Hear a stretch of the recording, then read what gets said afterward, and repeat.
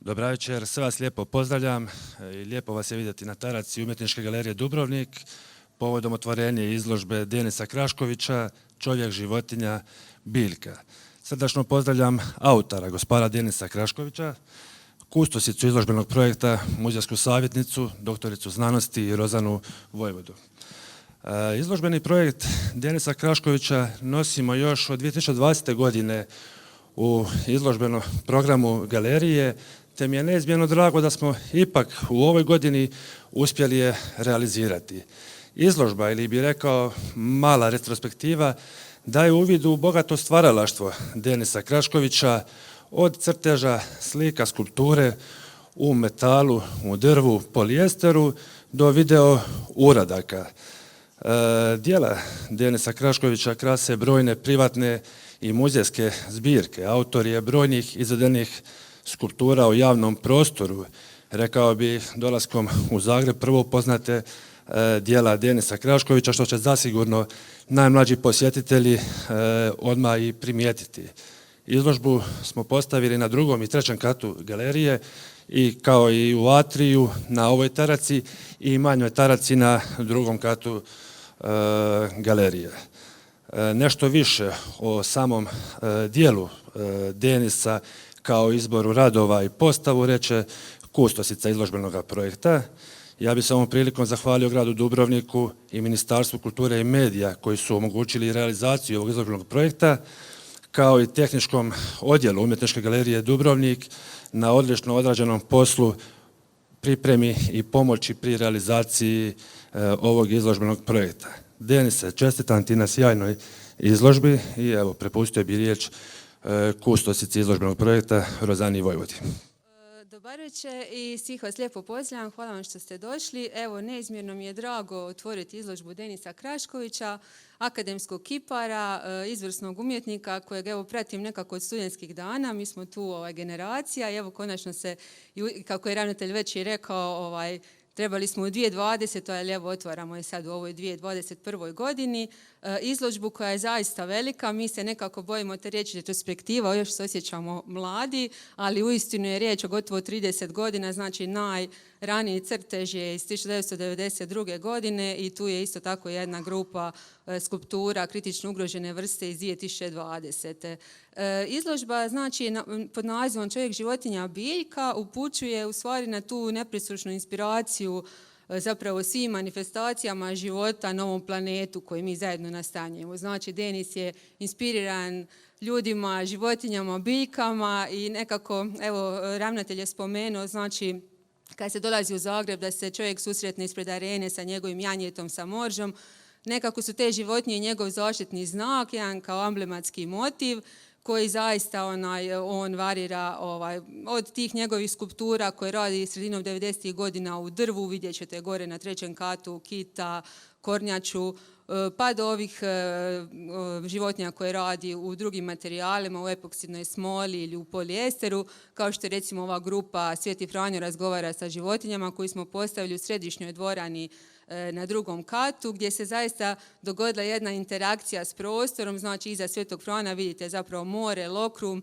nekakva simbolika je tog Svetog Frana koji je zaštitnik okoliša i životinja, tako da mislim da je i prostor Umjetničke galerije Dubrovnik nekako dao još i ovim radovima novu dimenziju, kao i ovim gljivama koje tu vidite.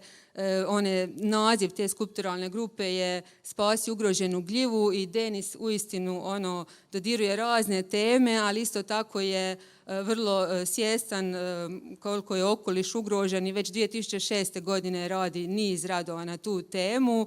Vidjet ćete i video gore na trećem katu Stabat Mater koji također znači tematizira te kritično ugrožene vrste.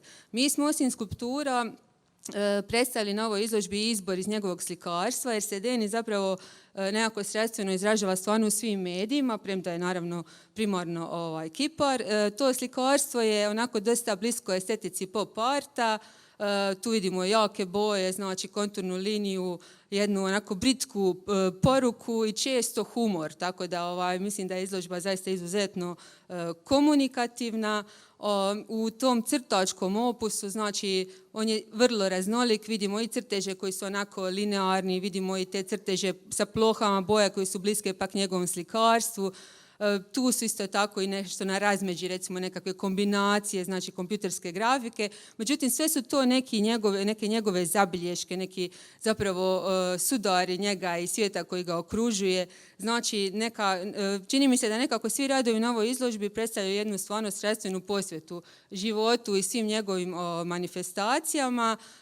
Evo, ja bi se nadovezla na ravnatelja sa zahvalama, jer zaista bez naših muzejskih tehničara ova izložba ne bi bila moguća. Oni su napravili jedan lavovski posao, isto tako naš muzejski fotograf koji je surađivao i na tom jednom videu kojim smo nastojali predstaviti i bogatstvo javnih skulptura koje je Denis Krašković napravio, a svakako bi se zahvalila ravnatelju Tonku Smokvini, bez čije podrške zapravo izložbe možda ne bi ni bilo zbog ovako stvarno teških i specifičnih vremena u kojima živimo. I zato mislim da nam zaista ova izložba na neki način donosi jednu veliku dozu i optimizma i veselja, jer kako Denis zna često reći i što je moto, recimo na početku njegove monografije koja je objavljena 2019. godine, da je zapravo sa svojom umjetnošću želi ljudima donijeti nešto plemenito i pozitivno. I evo, hvala vam što ste došli, nadam se da ćete uživati u izložbi. Denis, čestitam i evo, hvala vam na pažnji.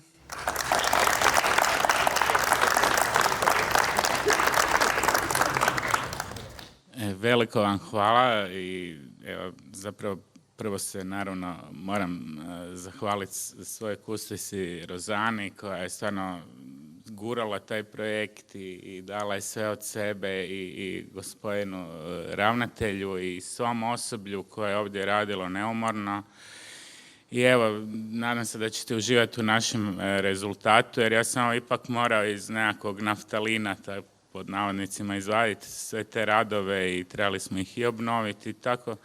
Ali mislim evo, da smo napravili sjajan posao i ja sam presretan da je to ovdje, jer evo, parafrazirat ću Arsena Dedića koji kaže Zagreb i ja volimo se tajno, tako da bi ja rekao Dubrovnik i ja volimo se tajno. Ja sam tu već 4, 5, 6, 7, više ne znam ni sam koliko izložbi imao i uvijek sam bio tu, kako bih rekao, sretan i tu imam puno prijatelja i ne znam, evo, naprosto mislim da je ovo najljepši grad na svijetu i velika mi je čast da baš ovdje mogu nekakav svoj vrhunac likovnog rada realizirati u smislu izlaganja i ovo je stvarno jedan od ljepših, možda i najljepši, daleko možda najljepši prostor za izlaganje u Hrvatskoj, evo, barem ja tako mislim i mislim ne samo zbog samog interijera, nego i eksterijera, ali naravno zbog vas svih zajedno i evo, nadam se da ćete uživati, lijepo vas pozdravljam i otvaram izložbu. Hvala vam, najljepše, hvala vam.